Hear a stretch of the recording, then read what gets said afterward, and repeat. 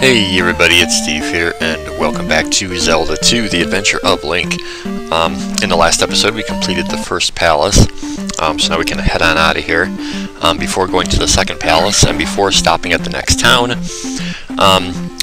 there's a couple items that we're going to pick up along the way. One that we need, and one that's just useful. That cave you can see now is lit up. As I mentioned before, with the candle that I picked up in the first palace means that that all of the caves for the rest of the game are going to be lit up. So obviously it's an item that you want to get. The first thing we're going to pick up, if I can ever get there, is going to be in a cave kind of down to the south here a little bit. It's not too far. It's right over here. What we're going to get down in here is a magic container, which, just like the heart container that I picked up in the first video there, it's going to add to our magic amount. I'm probably not going to be very talkative today. My back is absolutely killing me. I have had back problems in the past. I used to go to a chiropractor. I could probably tell a little story about all that and how I was skeptical at first, but I'm telling you, it worked. I mean, when I first started going, it was like so crippling and so to the point where I couldn't even move. Here's the magic container. Link triumphantly holding it up. I don't think I could do that right now, the way that my back is, I'm telling you. But ultimately, it was $50 a pop to go see the chiropractor, and I eventually had to stop going. I just couldn't afford it anymore. And I think it's really ridiculous that, you know, everything in life comes down to money. Everything comes down to money. I mean, let's face it, you know, and that people get to live in discomfort or pain simply because they don't have any, you know, the money to get the problem corrected. I think it's ridiculous that in the world that we live in, that just, you know, the one thing that you think that everyone should be entitled to is to be healthy and not in pain. But oh no, you know, the almighty dollar rules all, you know. Anyway, the point is, I don't even know what I did. It's not like, I mean, I never really could pinpoint what it is that would set it off, but, this here is the statue. Basically, the reason that we need this item is because when we get to the next town, I mentioned when we picked up our first spell that was a freebie, that all the other ones you're going to have to basically do a chore or an errand for somebody in order to get access to the next spell. Well, there's somebody in the next town who wants that statue, and in order to get access to the next spell, we need to have it, so that's why we picked that up. It's kind of like, you know, how this game's going to go. You need a certain spell in order to progress. This is the town of Ruto. You need a certain thing to progress, but in order to get that thing, you need something else. In order to get that, you need this, and it's kind of that trickle-down kind of theory, or trickle-up theory, is that even a phrase? Yeah, here's the one that wants the... Yeah, you saved... oh, it's the trophy. Oh, come see my uncle. So now she grants us access to her house. We once again go down into the creepy basement with the old weird guy, and he will teach us our next spell, which is a spell that is not terribly useful, but there's certain that it's the jump spell. I mean, why? You can jump very high now. When you use it, you can jump higher than normal. There's certain areas that in order to pass, you have to use the jump spell. It's a spell that you're not going to use. It's not like the shield spell where you'll use it randomly here and there, and, you know, whenever you're kind of feeling, you know, like you're in danger. It's simply a spell to help you progress through the game, basically, at certain points. So you're not going to be using it a lot, but unfortunately, you need it in order to progress. From here, typically, I mean, you're going to go through this cave down here at the bottom and then progress onto the second palace. I'm going to take a bit of a detour, and I'm going to go to the next town and pick up the third spell, which is the life spell. I will feel much more comfortable if I have that in my possession, because I suck so much at this game. Yeah, I'm going to shield up here. These are the Garayas. They're a pain in the ass with the boomerangs. They throw them at two different heights, you know, high and low, and I suck at dodging them. There's really not much room to when there's the ceiling there that you hit your head on. But the shield spell definitely cuts that down. Anyway, not to get back to my back again. I bet you thought I was done talking about that, right? Well, guess what? I'm not. Anyway, so I did my laundry today, and I came home and I set my laundry basket like down in front of my door, so I get my keys out to. Oh, geez, hold on. Okay. All right. No big deal if you kind of take a beating here, because if I can get through this screen right here, there's going to be a fairy waiting for me at the opposite end, so I'll be able to refill my life. I'll shield up just in case. This guy's going to turn into like a little demon thing.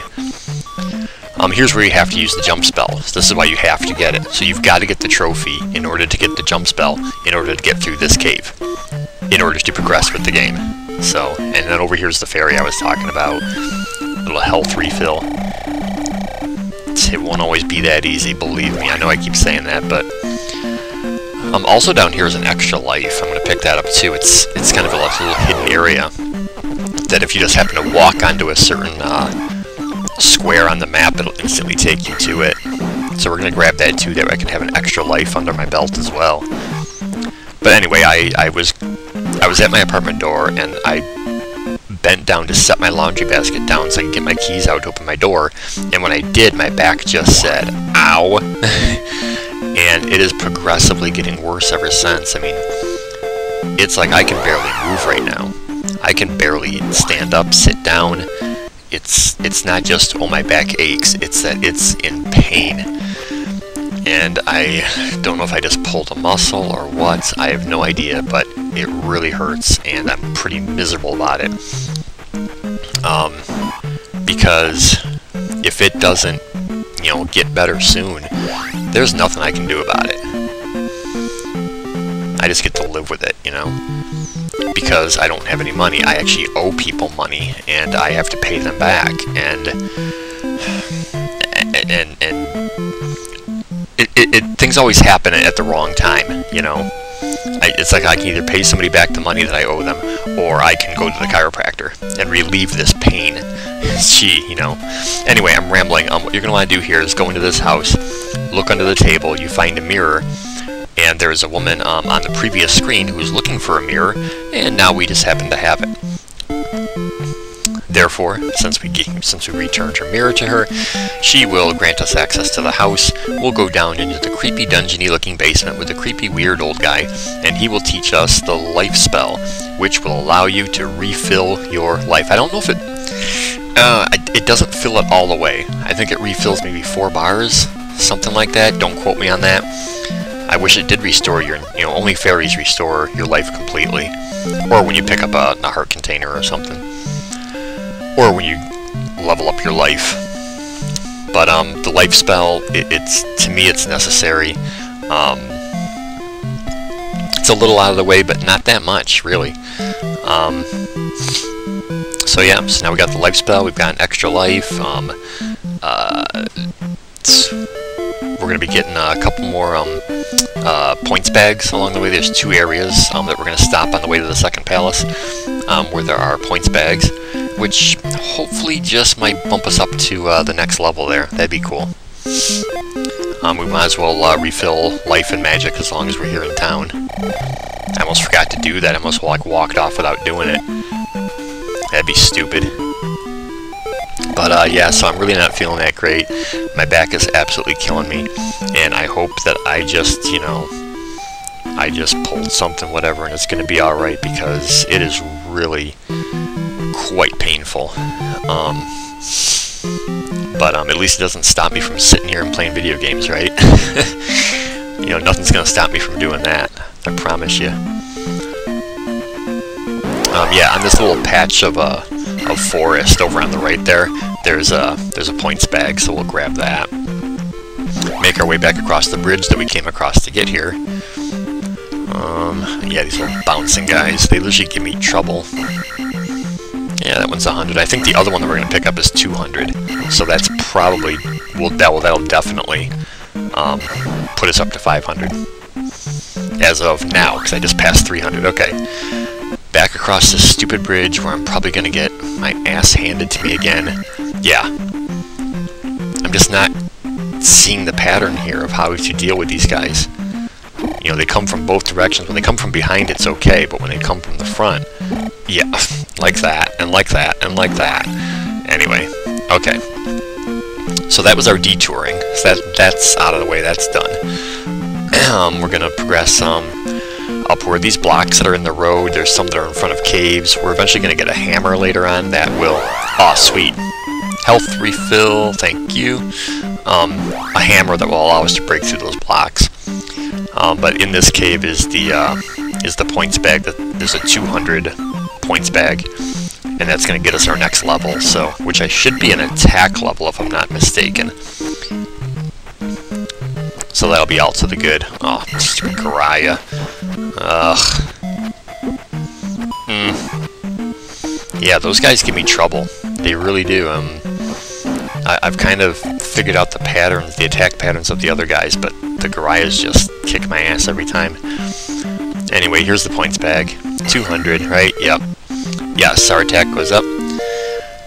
Alright, so we've got level 3 attack, level 3 magic, level 4 life.